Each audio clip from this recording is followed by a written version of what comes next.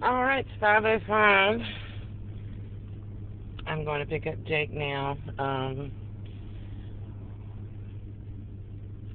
I came and got into my Durango as I was coming down my stairwell. Or when I just came out on the porch, I heard the sound of a man's voice speaking in the vicinity of the next door neighbor's end of the next door neighbor's driveway and 139 across the street. There was a black man that was walking from Cornwell down Alexander who passed the end of the next door neighbor's driveway at the same time that I heard someone speaking, but there was also a man at 139 who got into a blue Durango. It's parked at 139 all the time. He's a white man, probably in his 60s, late 50s, probably weighs 250 pounds, probably about 5'10", 5'8", and that the white man that got into that blue Durango did so just as I came out onto our porch on our second floor apartment porch to leave, as I am now, to go pick up my son from the library. And as soon as I got into my vehicle, then the man in the Durango started driving his Durango towards Alexander Street. So he's matching my movements. He did the same thing this morning when I came home. He waited until I got out of opened my driver's door before he matched my movements and got into his vehicle across the street and waited till I slammed my door, and then he started his Durango. So I have no idea who he is. I've never lived at 139 East Boulevard Street, neither has Jacob. The cops think I live over there. No, I don't. And I have never stepped foot in that apartment or that house, and I have no idea who that man is. So, and there's been lots of obvious weird things that have happened like that. So what they're doing is falsifying audio monitoring, trying to make it sound like I'm going from 139 across the street. And I've never driven a blue Durango. This is a red Durango, fire engine red.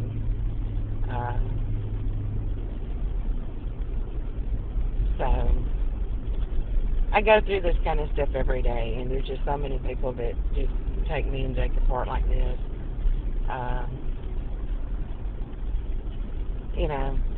There's no way I could have caught that Durango. He was gone. He wasn't waiting for me. He was just waiting. He wasn't waiting to have contact with me. He was waiting to match my movement. And that's why I have to videotape me and my son and post it live, because falsified evidence. There's a woman who lives in 139 who has long red hair about the color of mine. He's fair skinned like me. Looks about a lot like me. It's not as overweight as I am, but she's still heavy. There's another redheaded woman with short red hair that wears glasses and drives a red pickup that lives over there too. So, that's what it is. I don't know who the man is that drives the blue Durango. I have never spoken to anyone who lives in 139 East Boulevard Street. So that's what he's doing. He's matching my movements and apparently still trying, even after my videotape of that night when I spoke to the police on the phone and told them, no, I don't live at 139 East Boulevard Street. I live at 130.5 East Boulevard Street. And the cops came and everything. I don't live over there. There's nothing else to say. So these are people that are faking audio tapes or audio monitoring of some sort to try and make it look like that's the case, and it's not. I've never lived there, neither has Jacob. I've never stepped foot in that house. I've never spoken to any of those people there. I don't know them. Have never talked to them. Have never met them. So, you're going to sit back and have somebody do that. the point that I'm posting videos on YouTube that plainly prove that's not true. I mean, you know, I'd just love to know how much money this is costing taxpayers, really, because it's unbelievable to me. It's like some story out of hell. I don't know that man, and he was gone like the wind. By the time I got my vehicle started, he had already gotten down to Centenary Boulevard before I even got to Alexander Street, the corner of Alexander and East Boulevard Street. And he crossed Centenary Boulevard and was several blocks down and took a left before I even reached the stop sign of Centenary and East Boulevard. So his goal wasn't to have contact with me. He didn't get any type of consent from me. I don't know him.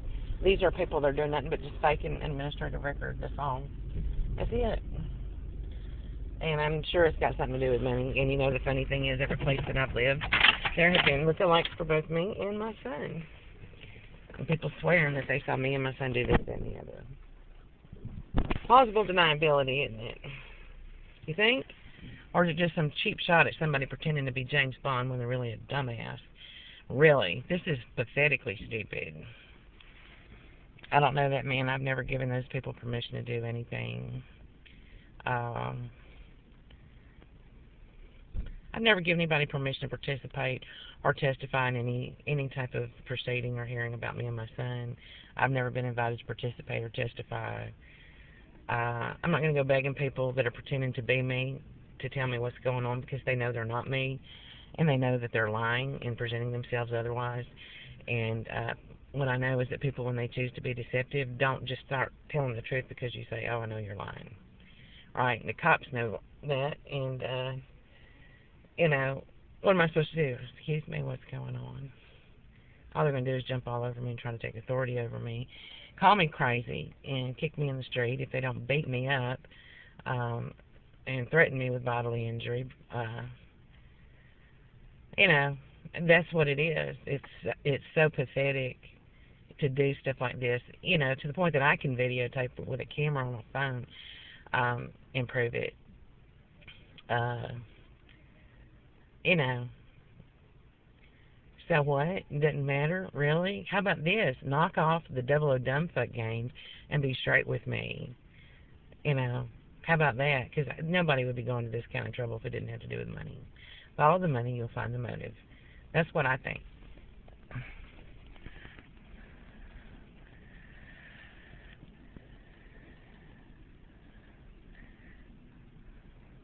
You know, it just makes my life hell and makes my son's life hell. And say it's my fault because you have, not because you ask. Not really. My question is this: why do you have to begin with? If it's not yours, why is it in your hand and not mine? And why do I need to ask you for what's mine to begin with? Really?